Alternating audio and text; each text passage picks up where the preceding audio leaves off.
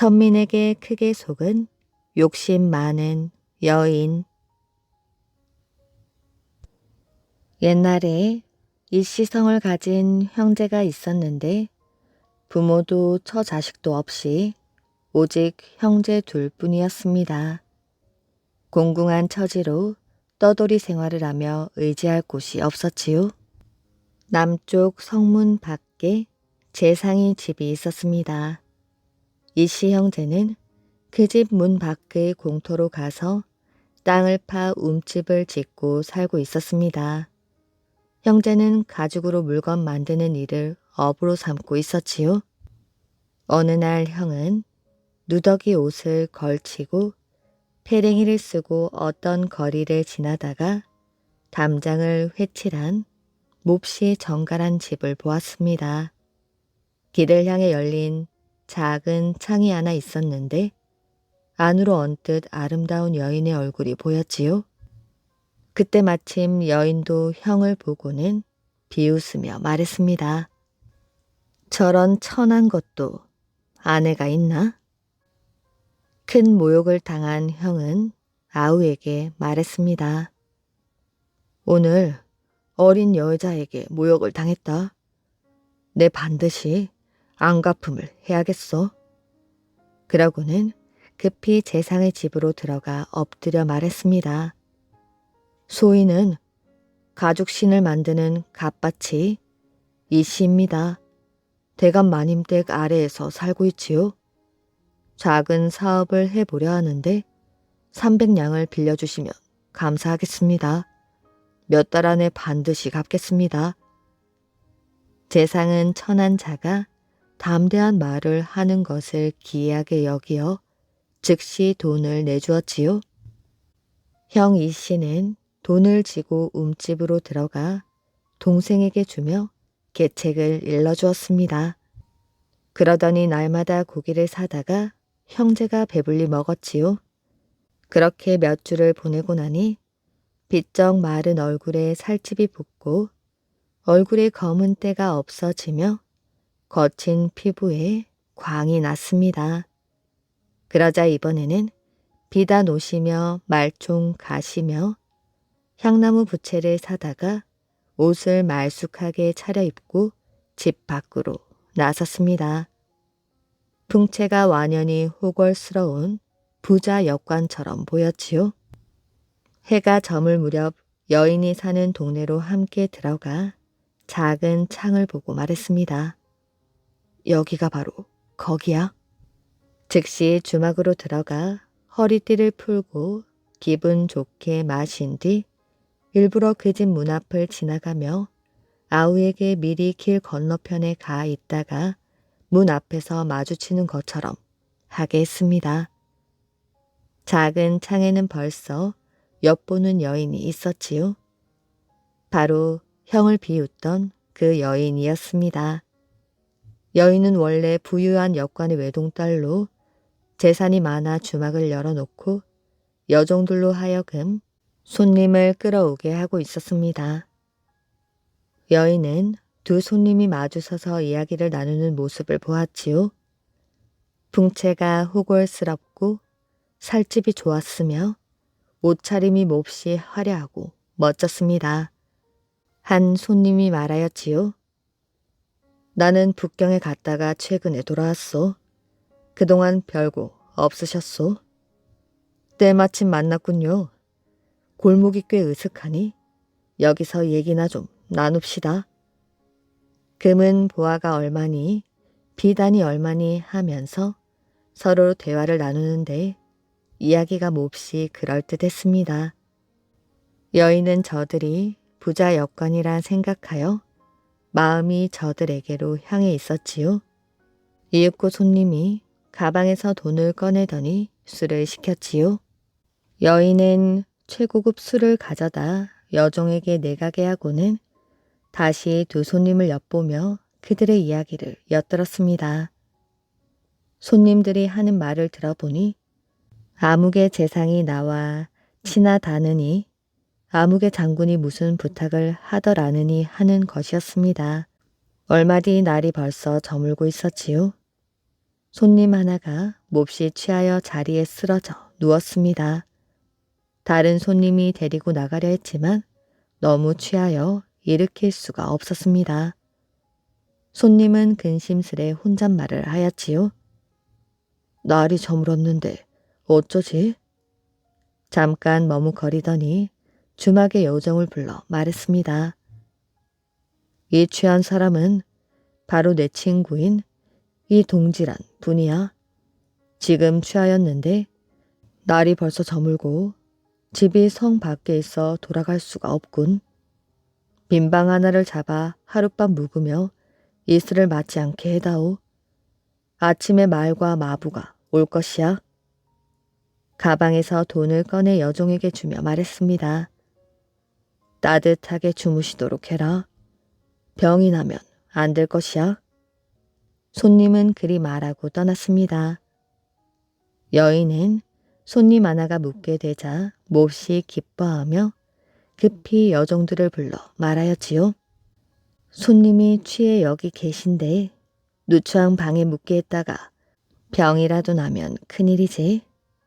안채가 깨끗하고 따뜻하니 손님을 부축하여 안으로 모시는 게 좋겠어. 여종들이 손님을 부축하여 안채에 눕혔습니다.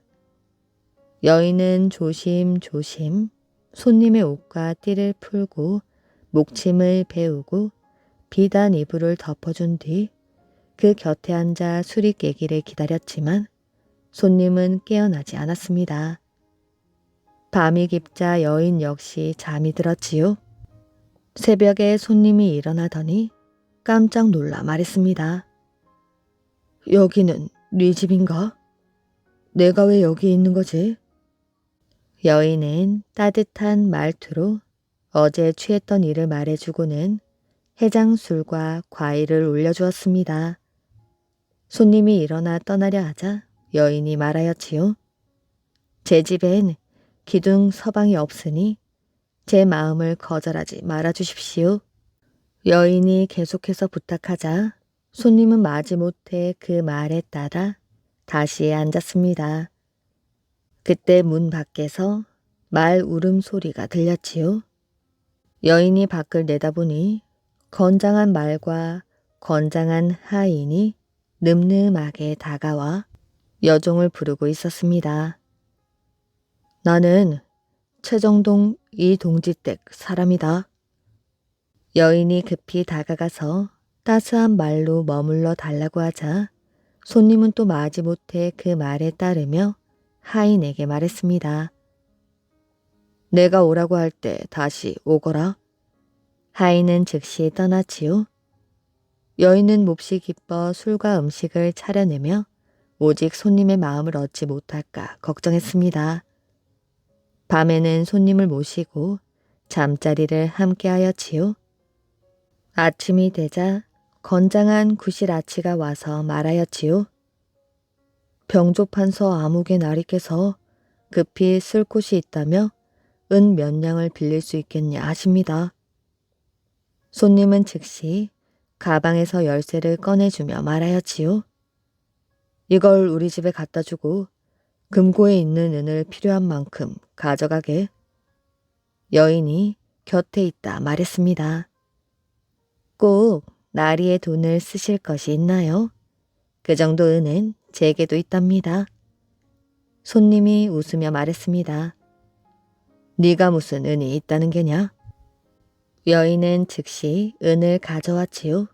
최상급의 은이었습니다. 이것이면 그런 대로 쓸 수 있겠구나. 마침내 그 은을 내주었습니다. 며칠 뒤 또 한 명의 구실아치가 와서 말하였지요. 아무개 대감께서 병환이 생기셔서 지금 인삼을 쓰고 계신데 인삼이 모두 떨어져 구하기 어렵다고 하십니다. 간직하고 계신 걸 주시면 효염이 있을 듯 합니다. 손님은 일부러 얼굴을 찌푸리며 말하였지요. 내 집으로 돌아가야 청을 들어드릴 수가 있겠군. 여인이 말하였지요. 제게 강화도 인삼이 있습니다. 우선 그걸 쓰게 하면 되지요. 돌아가실 것 없습니다. 손님이 또 웃으며 말했습니다. 그 귀한 강화도 인삼을 네가 어찌 가지고 있단 말인가? 이따한들 쓸만한 것인가? 그 여인은 즉시 인삼을 꺼내왔습니다. 과연 강화도 인삼이로구나. 또 그 인삼을 내주었지요. 여인은 이런 일이 있은 뒤로 더욱 손님이 부유한 데다 참으로 대단한 세력까지 가졌다고 믿어 의심치 않으며 그의 짝이 된 것에 아주 기뻐했습니다. 마침내 상자 속의 비단을 꺼내어 손님에게 새 옷을 지어 입혔지요. 손님은 닷새를 더 머무르며 고급 술을 배불리 먹고 밤이면 여인과 잠자리를 함께 하였는데 여인은 온갖 아양을 부렸습니다. 하루는 마부가 말을 끌고 와서 말하였지요. 아무개 영감께서 급히 의논한 일이 있다며 말을 보내셨습니다. 속히 가주시기를 청합니다. 여인이 애 같아서 말했습니다. 날이 가실 거예요? 긴급한 일로 청하니 안 갈 수가 없군. 또 집을 떠난 지 오래라 이젠 돌아가야지. 떠나시면 여종을 보내 안부를 여쭈어야 할 텐데 어디로 가면 되지요? 남쪽 성문 밖에 채정동이란 곳이 있다. 거기 큰 저택이 있는데 안으로 들어가면 온갖 꽃이 피어있지. 그 바깥에 있는 집이 바로 내 집이야. 혹 찾기가 어려우면 어쩌지요? 손님이 웃으며 말하였지요. 내 집을 모르는 자가 어디 있겠나? 마침내 손님은 말을 타고 바삐 떠났습니다. 여인은 멍하니 바라보며 안절부절 어쩔 줄을 몰랐지요. 며칠 뒤 술과 음식을 성대하게 준비하여 여종들을 보내어 이른바 채정동이라는 곳을 찾아가게 했습니다. 그런데 시장 사람들이 모두 비웃으며 말하였지요. 내 여기 산지 오랜데 채정동이란 동네는 들어본 적이 없네. 여종이 돌아와 말했습니다. 채정동을 못 찾았습니다. 여인이 혀를 차며 말하였지요. 너희들이 잘 못 찾은 게지. 그 댁을 모르는 이가 어디 있다고 못 찾았단 말이냐? 다음 날 옷을 화려하게 차려입고는 직접 여종들을 데리고 도성 남쪽으로 가보았습니다. 채정동이란 곳을 찾으며 숨을 헐떡이고 땀을 뻘뻘 흘리며 오르락 내리락 두루 돌아다녔지만 끝내 찾을 수가 없었습니다. 날이 저물어 문득 저 멀리 큰 길을 향해 대문이 난 거대한 저택이 보였지요. 대문 앞에 이르니 과연 꽃들이 피어있고 대문 안에는 작은 집이 좌우로 펼쳐져 있었으며 갓을 쓴 젊은이들이 한가로이 놀이를 즐기고 있었습니다. 여인은 기뻐 말하였지요. 여기가 내 집이구나. 여러 종들에게 자랑을 하였지요. 이 집을 보거라. 바로 이 집 아니냐? 너희들은 눈도 없는 것이야. 그리고 여종에게 이공이 계신지 묻게 하였지요. 여러 젊은이들은 벌써 그 사정을 알고 웃으며 문 밖에 움집을 가리키며 말했습니다. 그 사람 집은 바로 저기야. 그 말에 여인은 어리둥절해 있다가 일단 가보기로 했습니다. 움집 안에는 두 사람이 있었지요. 그중 한 사람은 바로 전에 만난 손님이었습니다. 누더기 옷을 입고 고개를 숙인 채 못쓰게 된 신발을 고치고 있다가 여인이 온 것을 흘낏 보고는 여인에게 다가가며 꾸짖었지요. 네가 여긴 왜 왔느냐? 너는 나 같은 놈도 아내가 있겠느냐 했었지. 내 아내가 별다른 사람이더냐? 바로 네가 내 아내 아니냐? 네가 여긴 왜 온 것이야? 어서 썩 꺼지지 못할까? 여인은 깜짝 놀랐습니다. 그제야 이 사람이 바로 자신이 비웃었던 천민임을 알아차렸지요. 여인은 몹시 후회하는 한편 분해하더니 돌아온 즉시 병이 들어 시름시름 앓다 죽고 말았다고 합니다. 손님은 이씨 성을 가진 가죽신을 만드는 갑바치이고 또 다른 손님은 그 아우이며 구실아치와 하인과 마부는 모두 돈을 주고 고용한 자들이었습니다.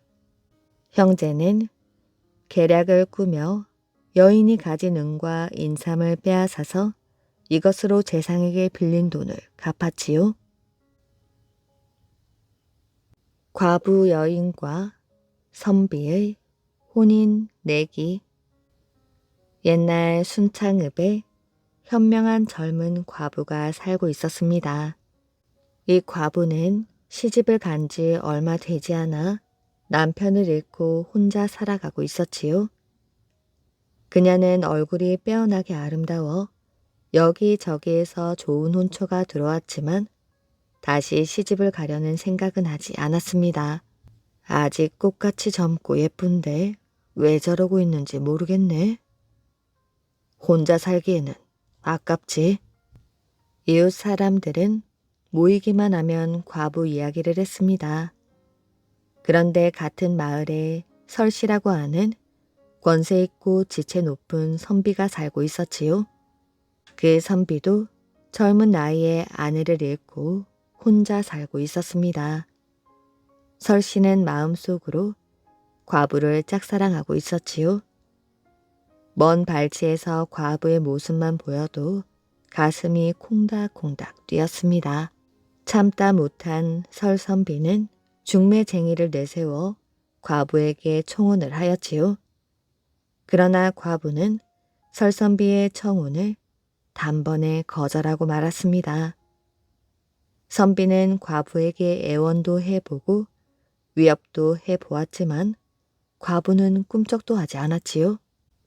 그만 가보십시오. 전 이대로 사는 것이 좋습니다. 지금까지 무슨 일이든 자기 뜻대로 해왔던 선비였지만 과부가 거절하는 데에는 어쩔 수가 없었습니다. 설선비는 다른 여인을 구해보려고도 했지만 자꾸 과부와 비교가 되어 다른 여인은 눈에 차지 않았습니다. 혼자 애를 태우다 못한 설선비는 어느 날 과부를 찾아가 보았지요. 한 가지 소원이 있습니다. 제 소원을 들어주시겠습니까? 그게 무엇입니까? 제가 높이 석자 되는 나막신을 신고 한양까지 갔다 올 동안 당신은 저 산에다 성을 쌓는 것이오. 내가 이기면 당신은 나와 혼인하고 당신이 이기면 2번 다시 혼인 이야기는 꺼내지 않겠소. 과부도 하루가 멀다 하고 찾아와 청혼을 하는 설선비가 성가시게 여겨졌던 터라 이번 기회에 아예 말도 꺼내지 못하게 할 양으로 찬성을 했습니다. 좋아요. 그렇게 하도록 하지요. 약속한 날 아침이 되자 두 사람은 내기를 시작하게 되었습니다. 설선비는 높이가 석자나 되는 나막신을 신고 한양을 향해 떠났고 과부는 부지런히 돌을 날라다 성을 쌓기 시작했습니다. 과부는 자신만만하였지요. 내가 이 시합에서 이겨서 설씨가 2번 다시는 혼인하자는 말을 못 꺼내게 해주겠어. 과부는 손끝이 모두 닳아 피가 나는 것도 아랑곳하지 않고 열심히 성을 쌓아 나갔습니다. 한편 설선비도 아름다운 과부를 차지할 생각에 한눈을 팔지 않고 한양을 향해 달려갔지요. 해질 무렵 과부는 마침내 성을 모두 쌓고 안도의 한숨을 내쉬며 성 위에 털썩 주저앉았습니다. 바로 그때 설선비가 돌아왔지요. 과부는 자신이 이겼다고 빙그레 미소를 지었습니다. 설선비는 시합에서 졌음을 인정하지 않을 수가 없었지요. 그런데 고개를 떨구고 과부의 치맛 자락만 바라보고 있던 설선비가 갑자기 소리치는 것이었습니다. 내가 이겼소. 당신이 오기 전에 내가 먼저 성을 쌓았는데 무슨 소리예요? 과부가 당황하여 따지듯 묻자 설선비가 말했습니다. 당신은 아직 옷에 묻은 흙도 다 못 털어냈잖소. 그러니 내가 이겼소. 흙이라니요? 그제야 치마를 내려다본 과부는 깜짝 놀랐습니다. 성을 모두 쌓고 이겼다고 안심한 나머지 치마폭에 묻어있던 흙을 털지 못했던 것이었습니다. 이제 알겠소. 설선비는 과부를 아내로 맞이하게 되었다면서 덩실덩실 춤을 추었습니다. 그런데 자신이 진 것을 깨달은 과부는 수절을 할 수 없음을 알고 그 자리에서 수백 척 아래에 있는 깊은 물속으로 몸을 던져 죽고 말았습니다.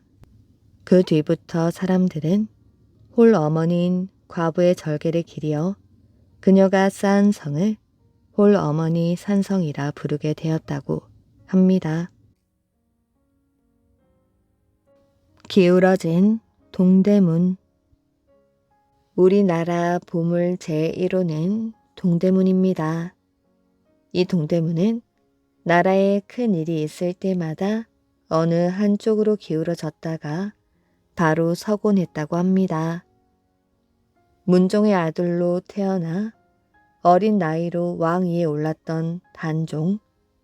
단종은 숙부인 수양대군의 야심 때문에 사약을 받고 숨져야 했던 비운의 임금입니다. 수양대군에 의하여 단종이 영월로 귀향을 갔을 때의 일입니다. 부처님께 비나이다. 상감마마의 무사함을 비나이다. 단종이 귀향을 가자 그의 부인 송씨는 동대문 밖에 있는 암자로 들어가게 되었습니다.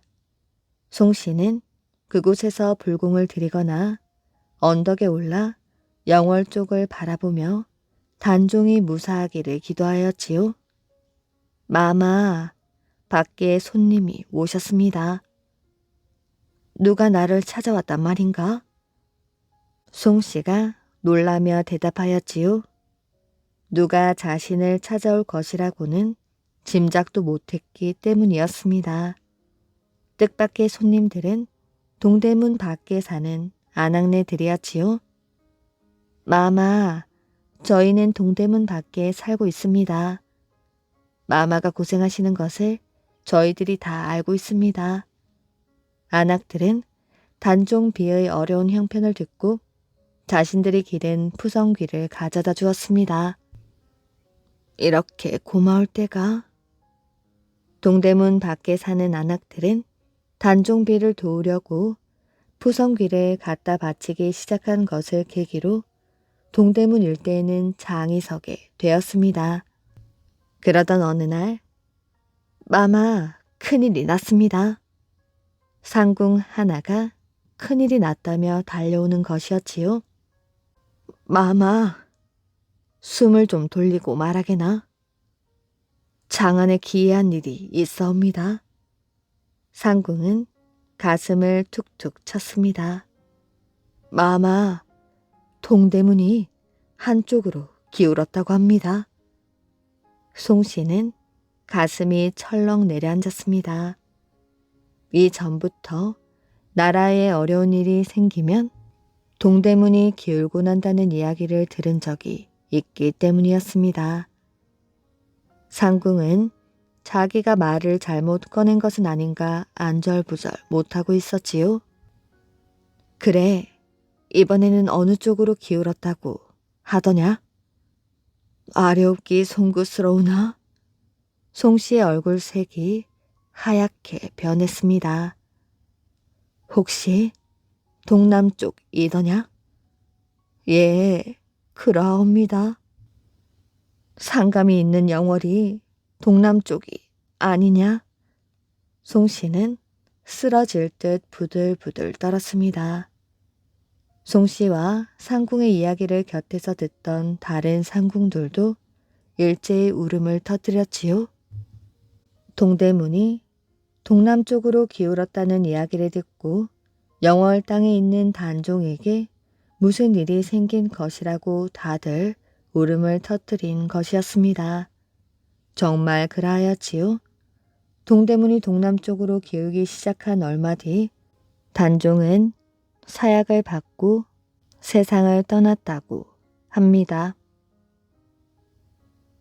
다리를 저는 할머니와 학. 옛날 신라시대 다리를 저는 어느 할머니가 다리를 고치기 위하여 온갖 좋다는 약을 모두 써보았지만 그때마다 모두 헛수고였습니다. 아이고 내 팔자야. 할머니는 슬픈 나날을 보내고 있었지요. 남들은 모두 잘 걸어 다니는데 자기만 다리를 절고 다니려니 한숨이 절로 나왔습니다.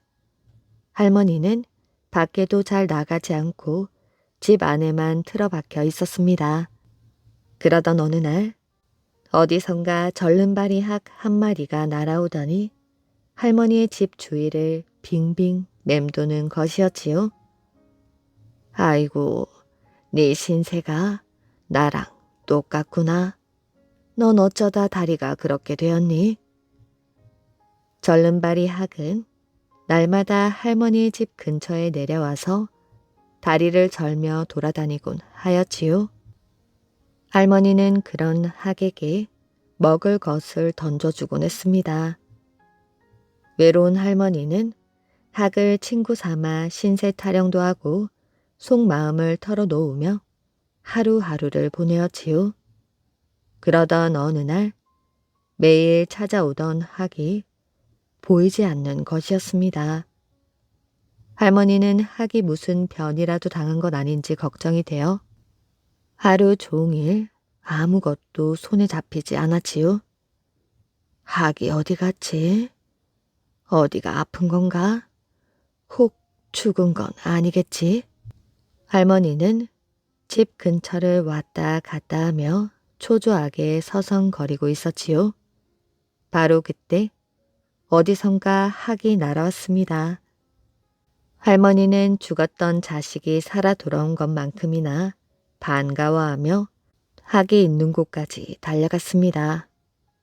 어디 갔다 이제 오는 것이야? 얼마나 걱정했는데. 할머니는 눈물을 글썽이며 학을 쓰다듬어 주었습니다. 그랬더니 학이 말귀를 알아들은 듯 할머니 앞에서 빙그르르 돌며 재롱을 부리는 게 아니겠어요? 그런데 자세히 보니 학이 다리를 절지 않고 두 발로 꿋꿋이 서서 걸어 다니는 것이었습니다. 할머니는 깜짝 놀라 학을 뚫어지게 쳐다보았지요. 그를 학은 다리를 절지 않고 집 근처를 돌아다니다가 힘차게 날아올랐습니다. 그것 참 이상하기도 하지. 할머니는 이상하게 생각하며 학이 날아간 곳으로 가보았습니다. 그랬더니 거기엔 김이 모락모락 나는 샘물이 솟고 있었지요. 할머니가 그 물 속에 손을 넣어 보았습니다. 물이 따뜻하네. 그때 학이 다리를 물 속에 담그며 할머니에게도 따라해 보라는 신용을 했습니다. 할머니는 손으로 물을 떠서 자기 아픈 다리를 씻어 보았지요. 그리고는 다리를 물속에 푹 하고 담궜습니다. 아이고 이게 꿈이야, 생시야. 할머니는 다리를 보고 너무 좋아 이리저리 걸어보았습니다. 내 다리가 다 나았네. 할머니는 절뚝거리지 않고 걸어서 마을로 내려갔습니다. 할머니, 도대체 어찌 된 일이에요? 어떻게 해서 다리를 고치셨어요? 마을 사람들이 신기해하며 할머니네 집으로 몰려왔습니다. 할머니는 그동안 있었던 이야기를 해주며 하기 뜨거운 물이 솟는 샘물을 알려주더라고 말하였지요. 할머니의 마음씨가 너무 고우셔서 학도 은혜를 갚았나 보네요. 마을 사람들은 모두 자기 일처럼 기뻐해 주었습니다. 이 마을의 온천은 알칼리성 식염천으로 관절염, 신경통, 요통 등의 효과가 있다고 합니다. 하늘과 땅의 싸움. 지금은 하늘과 땅이 멀리 떨어져 있지만 옛날에는 하늘과 땅이 서로 마주보며 다정하게 지냈다고 합니다. 어느 날 하늘과 땅이 함께 사냥을 가게 되었습니다. 그런데 아무것도 잡을 수가 없었습니다. 날이 저물 때쯤에야 겨우 들쥐 한 마리를 잡을 수 있었습니다. 들쥐가 노릇노릇 구워지자 땅이 말하였지요.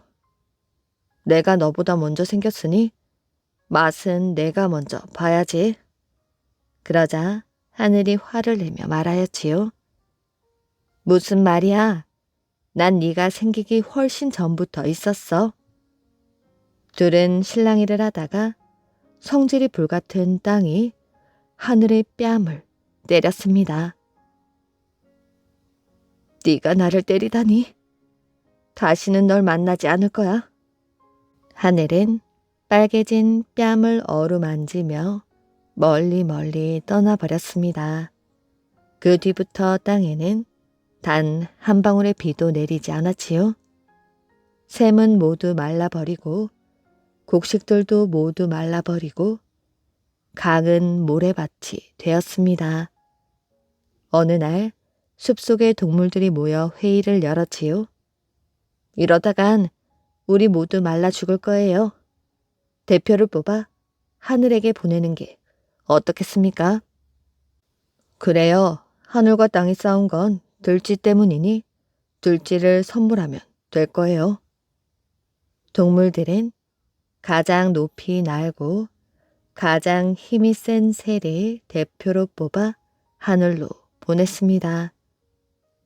하지만 하늘에 닿기도 전에 기운이 모자라 돌아오고 말았지요. 다른 대표를 뽑아 보내봐도 마찬가지였습니다. 동물들은 다시 모여 회의를 열었지요. 그때 독수리가 빨간 벼슬을 자랑하며 말했습니다. 내가 한번 말해볼게. 그러자 동물들이 땅을 치며 웃음을 터뜨렸지요. 뭐라고? 네가 하겠다고? 게으르고 말썽만 피우는 네가 하늘까지 어떻게 가겠어? 그때 동물의 왕 사자가 말했습니다. 독수리야, 그렇게 하고 싶으면 네가 한번 해보렴. 이렇게 하여 독수리는 하늘에게 선물로 줄 들쥐를 잡고는 하늘로 날아오르게 되었습니다. 몇 날 며칠을 날아간 독수리는 하늘을 만날 수 있었지요. 독수리는 그동안 있었던 일을 빠짐없이 이야기했습니다. 이야기를 모두 들은 하늘은 독수리에게 자루를 안아주며 말하였지요. 이 자루를 가져가. 여기에는 조금만 뿌려도 비를 내리는 마술 가루가 있어. 땅에 도착할 때까지 절대 열어보면 안 돼. 네, 그렇게 할게요. 독수리는 다시 땅을 향해 날아가다 생각을 했습니다. 마술 가루는 어떻게 생겼을까? 살짝 열어본다고 무슨 일이야 생기겠어? 독수리가 자루를 열자 바람이 휙 휘몰아치면서 가루가 사방으로 흩어지게 되었지요. 잠시 뒤 온 세상이 깜깜해지고 비가 퍼붓기 시작하더니 거센 폭풍이 몰려와 나무와 집들을 모두 날려보냈습니다. 강의 물은 넘치고 넘쳐 온 세상을 삼켜버렸지요. 폭풍이 가라앉자 살아남은 동물들이 하나 둘 숲으로 돌아오게 되었습니다. 대체 어찌된 일이야? 동물들이 묻자 독수리는 고개를 떨구고 무슨 일이 있었는지 더듬더듬 이야기했습니다.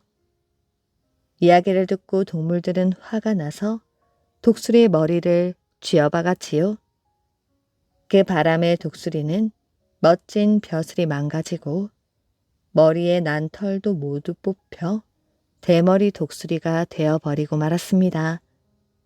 그 뒤부터 독수리는 숲속의 동물과는 함께 살지 못하고 주위만 빙빙 돌다가 동물들이 먹고 남긴 찌꺼기를 먹고 살아야 했다고 합니다. 최초의 철갑선. 조선 선조 임금 때였습니다. 전라도 수군 절도사 이순신은 밤이 늦도록 잠이 들지 못하고 있었습니다. 며칠째 이순신은 한 가지 생각에만 매달려 있었지요. 철선이라면 쇠로 만든 배일 텐데 쇠로 만든 배가 어떻게 물에 뜰 수 있었을까? 당시에는 나무로 만든 배밖에 없었습니다. 나무 배는 부서지기 쉽고 불에 타면 순식간에 재가 되어버리곤 하였지요. 배 바닥을 넓게 하면 쉽게 가라앉지 않을 텐데. 하지만 밑이 넓은 배는 너무 느리잖아. 군선이 느리면 무슨 소용이란 말인가? 이순신 장군은 여러 가지 배 모양을 떠올려 보았습니다. 바로 그때 이순신 장군의 눈빛이 빛났습니다. 이순신은 정신없이 그림을 그렸지요. 그림을 그리다 그는 밤새 한잠도 자지 못했습니다. 아침이 되자 이순신은 부하인 나대용을 불렀습니다. 이순신은 스스로 그린 그림을 내밀었습니다. 나대용은 깜짝 놀랐지요. 이게 도대체 뭐지? 바닥은 배 모양인데 몸통은 꼭 거북이 같군. 이순신 장군은 입가에 흐뭇한 미소를 띄었습니다. 물에 뜰까요? 뜨고 말고 만들어 볼 수 있겠지. 나대용은 배를 만드는 솜씨가 아주 뛰어난 사람이었습니다. 만들 수는 있습니다. 나대용은 그림을 천천히 살펴보았습니다. 배 위에는 거북이 등 모양의 천장이 덮여 있었습니다. 배 앞쪽에는 용의 머리가 달려 있었지요. 배 위에 쇠로 천장을 만들어 덮는 것이야. 그럼 화살이나 총알이 아무리 쏟아져도 끄덕없지. 그리고 여기에 뾰족한 쇠못을 촘촘히 박아놓는 것이야. 적들이 배 위로 기어오르지 못하게 말이지. 배 양쪽에는 22개씩 대포 구멍을 만들고 용의 입에서는 검은 연기를 내뿜게 해야지. 정말 대단하십니다. 이런 배라면 왜군이 쳐들어온다 해도 거뜬히 이겨낼 것입니다. 그쯤 나라 안에는 곧 왜군이 쳐들어올 거라고 걱정하는 사람들이 있었습니다. 하지만 그럴 리가 없다고 말하는 사람들도 있었지요. 선조 임금은 어느 쪽 말이 옳은지 갈피를 잡을 수가 없었습니다. 그래서 일본으로 사신 2사람을 보내었지요. 그런데 다녀온 2사람의 의견이 서로 달랐습니다. 사람들은 2패로 나뉘어 말다툼을 하였지요. 선조 임금은 왜군이 쳐들어오지 않는다는 사람의 말을 믿기로 했습니다. 하지만 이순신의 생각은 달랐지요. 배를 많이 만들어서 바다를 건너올 것이야. 그러니 미리 막아낼 수 있게 준비를 해두어야지. 그래서 이순신은 부지런히 군인들을 훈련시켰습니다. 낡은 배는 수리하고 녹슨 창은 깨끗이 닦게 하였지요. 이순신이 쇠로 배를 만들려고 생각한 것도 왜군 때문이었습니다. 자, 어서 서두르게. 나대용은 이순신 장군이 준 그림을 갖고 방을 나섰습니다. 장군님은 정말 대단한 분이야. 배를 만드는 일이 시작되었지요. 일의 지휘는 나대용이 맡았습니다. 배 위를 덮을 쇠가 많이 필요하였지요. 그래서 여기저기에서 쇠붙이를 모아댔습니다. 배를 만드는 바닷가에는 마을 사람들이 많이 구경을 나왔습니다. 그렇게 여러 날이 지나고 배를 만드는 중에도 이순신 장군은 군사들을 훈련시키느라 바빴지요. 활도 새로 만들었습니다. 산에 봉화대도 쌓았습니다. 그러면 적들이 올 때 금방 여기저기에 알릴 수가 있었지요. 드디어 배가 완성되었습니다. 생김새가 꼭 거북이 같았습니다. 그래서 거북선이라 부르기로 하였지요.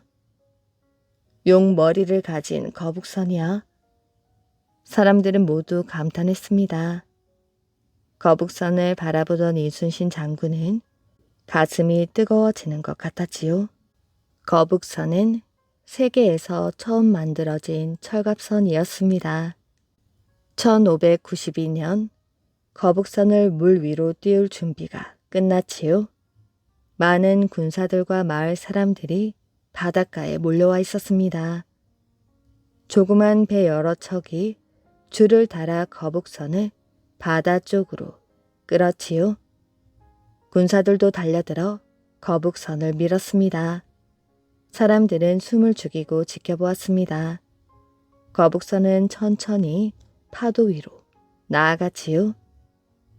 사람들은 일제히 환호성을 질렀습니다. 거북선에 타고 있던 군사들이 노를 젓기 시작하였지요. 거북선은 힘차게 물살을 가르며 바다 한가운데로 나아갔습니다. 보덕굴과 보덕암 이야기.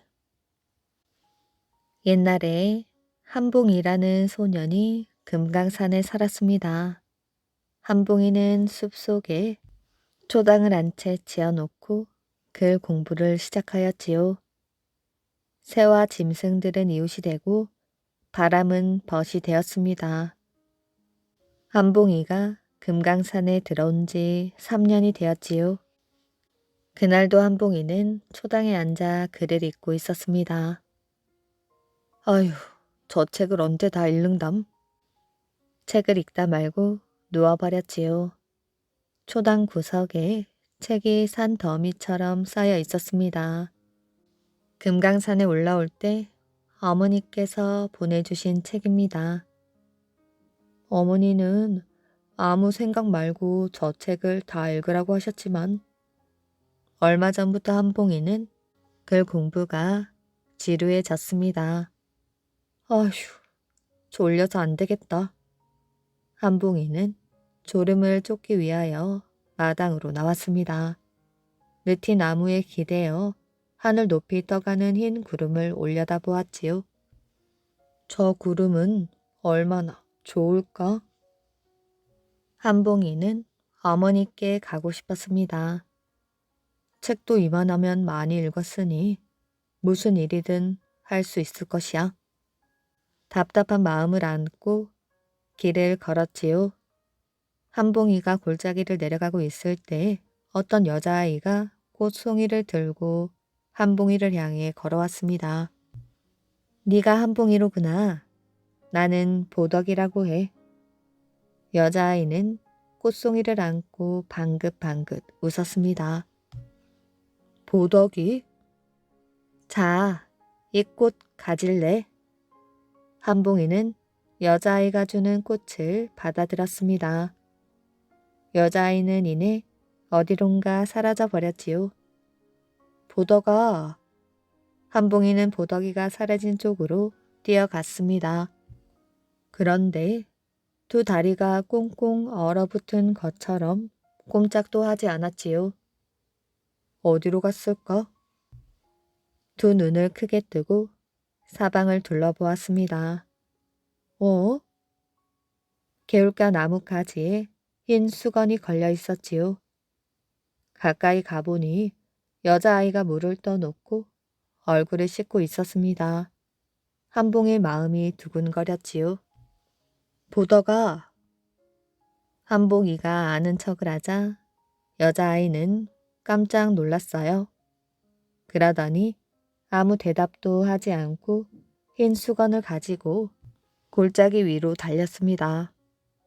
이번에도 한봉이는 여자아이를 쫓아갔지요. 하지만 여자아이는 바람처럼 사라졌습니다. 오? 사방을 두리번거리던 한봉이는 산 중턱에서 흩날리는 흰 수건을 보았습니다. 저건 보더기의 수건인데? 여자아이는 수건을 날리며 한봉이를 쳐다보더니 절벽의 바위굴 안으로 들어갔지요. 한봉이는 굴 속을 들여다보며 여자아이를 찾았습니다. 보더가... 그런데 여자아이는 보이지 않았고 구석에 돌책상이 있었지요.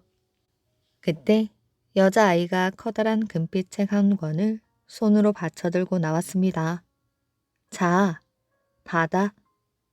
한봉이는 여자아이가 주는 금빛책을 받았지요. 겉면에 천리말리 꿰뚫어 보기라고 쓰인 금빛 글자들이 눈부시게 빛났습니다. 이 책 한 권만 보면 어머니가 주신 책을 다 읽지 않아도 되겠구나. 한봉이는 얼른 책 표지를 열고 내용을 들여다보았습니다. 난생 처음 보는 글자 같은데. 한봉이는 책을 눈에 가까이 대보기도 하고 고개를 갸웃거리기도 했습니다. 그런데 아무리 보아도 전혀 모르는 글자였지요. 넌 이 책을 읽을 수 있니? 넌 누구야? 하나씩만 물어봐. 넌 누구야? 난 너처럼 금강산에 들어와 글 공부를 하는 애야. 그래? 그런데 왜 이런 알아보지도 못하는 책을 준 거니? 난 날마다 네가 글 읽는 것을 지켜보고 있었어. 하지만 요즘은 통 글을 읽지 않더구나. 여자아이는 돌책상 곁에 쌓여있는 책들을 가리켰습니다. 난 저 책들을 100번이나 읽었단다. 그랬더니 금빛 책에 쓰여진 글자를 알아볼 수 있게 되었어. 한봉이는 그동안 책을 열심히 읽지 않은 것이 부끄러웠습니다. 그래, 앞으로 어머니가 보내주신 책들을 모두 읽기 전에는 절대로 딴 생각을 하지 않을 것이야. 한봉이는 자리에서 벌떡 일어나 초당으로 달려갔습니다. 한 번도 읽지 못한 책을 다시 읽기 시작하였지요. 그날부터 10년 동안 꼼짝 않고 책을 열심히 읽었습니다. 한봉이는 훗날 훌륭한 학자가 되었지요. 한봉이는 자신의 잘못을 깨우치게 해준 여자아이를 잊지 않았습니다. 그래서 공부하던 굴을 보덕굴이라고 부르고 보덕암이라는 절을 지었다고 합니다. 장군과 덜커덩 다리. 임경엽 장군은 어려서부터 뛰어나게 총명하였으며 힘도 장사였지요. 소년 시절부터 전쟁 놀이를 즐겨하였으며 항상 대장을 독차지하는 꼬마 장군이었습니다. 하루는 돌을 모아 성을 쌓고 군기를 휘날리면서 진중에서 놀고 있던 중 경주로 부임차 길을 가던 목사 일행이 그곳을 지나가게 되었지요. 목사의 수하가 빨리 길을 비키라고 호령을 하니 임경합이 나와 사람이 성을 피해야지 성의 어찌 사람을 피하겠소 하고 당당하게 맞섰지요. 이에 목사는 장차 큰 인물이 되리라 짐작하고 일부러 아이들 돌성을 피하여 먼 길을 돌아갔다는 일화가 있는데 당시 임경엽의 나이는 6살이었다고 합니다.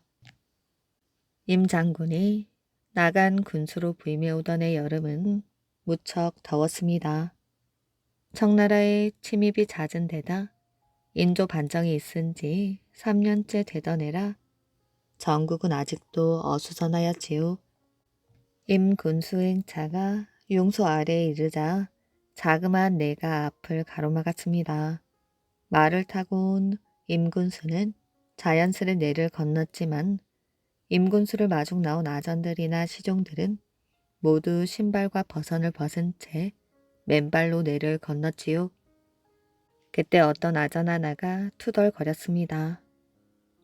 아니, 군수가 오고 갈 때마다 우리만 이게 뭐람? 그런데 그만 임군수가 그 말을 듣고 말았지요. 뭐라 했나? 임군수는 나지막히 말했지만 아전들에게는 천둥 소리보다 컸습니다. 놀란 아전이 황급히 머리를 숙이며 죽을 죄를 졌습니다. 하도 맨발로 내를 자주 건너다 보니 저도 모르게 그만. 크게 화를 낼 줄 알았는데 임군수가 빙그레 웃었지요. 그런가? 그럼 다리를 놔야지. 이거 나만 말을 타고 건너니 부끄럽구먼. 하며 말에서 내려 신발을 신은 채 내를 건넜지요. 그의 겨울 어느 날 임군수가 시종을 불렀습니다. 내 부임한 지도 벌써 반년이 지났구나. 너는 그동안 어땠느냐? 지낼만 했느냐? 서울에서부터 임군수를 보필하려고 내려온 시종에게 그가 물었지요. 지낼만 합니다. 서울처럼 시끄럽지도 않고 조용한 게 살만합니다. 그래, 나도 이곳이 참 마음에 드는구나. 그건 그렇고 자네하고 나와 단둘만 용소 아래 냇가에 가세나. 그러자 시종이 아니 날씨도 추운데 그곳에는 어인일이십니까? 하고 물었지요. 하지만 임군수는 묵묵부답이었습니다. 어두운 밤 냇가 근처에 도착하자 임군수는 옆에 있는 넓적하고 긴 돌을 번쩍 안아 올려 내에다 덜커덩하고 소리를 내며 걸쳐 놓았습니다. 하룻밤 사이에 훌륭한 다리가 만들어진 것이지요. 내 부임하면서 다리를 놓는다고 약속했거늘 지금까지 그 약속을 지키지 못하였구나. 겨울에는 이곳을 건너는 사람들이 발이 시릴 텐데 내 이제야 약속을 지키는구나. 너는 이 사실을 누구에게도 알리지 말도록 해라. 마을 사람들은 자고 나니 커다란 돌다리가 덜커덩 만들어졌다 하여 이 다리를 덜커덩 다리라 불렀다고 합니다. 도둑의 수수께끼. 옛날 어느 마을에 한 선비가 살았는데 몹시 가난하였습니다. 아무리 선비라도 너무 가난하니 글만 읽을 수는 없었지요. 농사도 짓고 나무도 하면서 겨우 입에 풀칠이나 하고 살았지요. 그러다가 아내는 흉년이 들어 아주 모진 보릿고개를 만났습니다. 식구들이 모두 쫄쫄 굶게 생겼지요. 생각다 못하여 기르던 소를 장에 내다 팔기로 하였지요. 선비가 소를 몰고 장에 갔습니다. 가서 소를 팔고 그 돈을 가지고 집에 가는 참이었지요. 소를 판 돈이니 제법 많았습니다. 행여 빠뜨리세라 조심조심하며 갔습니다. 장터에서 집으로 가는 길에 고개가 하나 있는데 그 고개를 넘다가 그만 도둑을 만나게 되고 말았지요. 목숨이 아깝거든 가진 돈 절반을 내놓거라. 선비는 할 수 없이 소판 돈 절반을 내놓았습니다. 그러고 보니 좀 이상한 도둑이었지요. 다른 도둑 같으면 돈을 몽땅 내놓아라 할 것인데 이 도둑은 절반만 달라고 하였습니다. 돈을 몽땅 빼앗기지 않은 것만으로도 다행이었지요. 그런데 더 이상한 것은 도둑이 자기 사는 곳과 성, 이름을 대는 것이었습니다. 물어보지도 않았는데 말이지요. 내가 사는 곳은 이 산 저 산이고 내 성은 길 가다 나머지고 이름은 소염을 먹다 나머지다. 나중에라도 찾아오면 돈을 돌려주마. 그러고는 어디론가 바람같이 가버렸지요. 선비는 그 길로 집으로 돌아와 남은 돈으로 양식을 구해 우선 집안 식구들을 먹였습니다. 그러고 나서 가만히 생각해 보았지요. 도무지 이상한 일이었습니다. 이 산 저 산은 무엇이며 길 가다 나머지는 또 무엇이고 소염을 먹다 나머지는 또 무엇이냐 말이지요.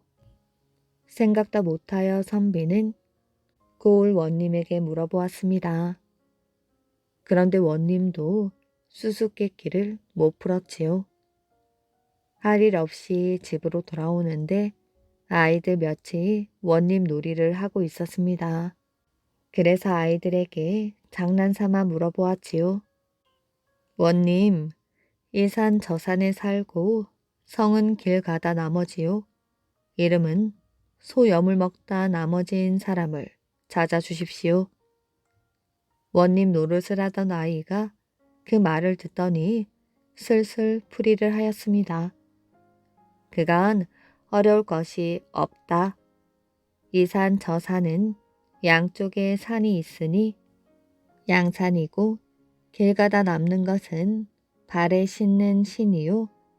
소염을 먹다 남는 것은 염을 담는 규우이니 양산골에 가서 신규우라는 사람을 찾으면 될 것이야. 가만히 들어보니 그럴듯하였지요. 선비가 그 길로 양산골을 찾아갔습니다. 이 동네에 신구유라는 사람이 사느냐? 그러니 사람들이 가르쳐 주었지요. 조그만 오막살이에 살고 있었습니다. 당장 그 집으로 가서 다짜고짜 말하였지요. 신구유는 듣거라. 내 돈을 받으러 왔으니 당장 내놓아라. 안에서 사람이 나오는데 바로 그때 그 도둑이었습니다. 그 사람은 선비를 보더니 새파랗게 질려 손이 발이 되도록 빌었지요. 하도 먹고 살기 어려워 그만 못할 짓을 하였습니다. 이리 용하게 알고 찾아오시니 더 무엇을 숨기겠습니까? 돈은 한 푼도 쓰지 않고 마당에 묻어두었으니 어서 파내어 가십시오. 마당을 파보니 정말 돈이 그대로 있었습니다. 그래서 선비는 돈을 도로 찾아왔지요. 그 뒤로 선비는 일이 잘 풀려 걱정 없이 잘 살았다고 합니다. 도둑은 잘못을 뉘우치고 새 사람이 되어서 선비를 잘 따르며 살았다고 합니다. 이야기 재미있게 잘 들으셨나요? 오늘의 이야기는 여기까지입니다. 오늘도 이야기를 들어주셔서 정말 감사합니다. 오늘도 편안한 밤 되시길 바랍니다.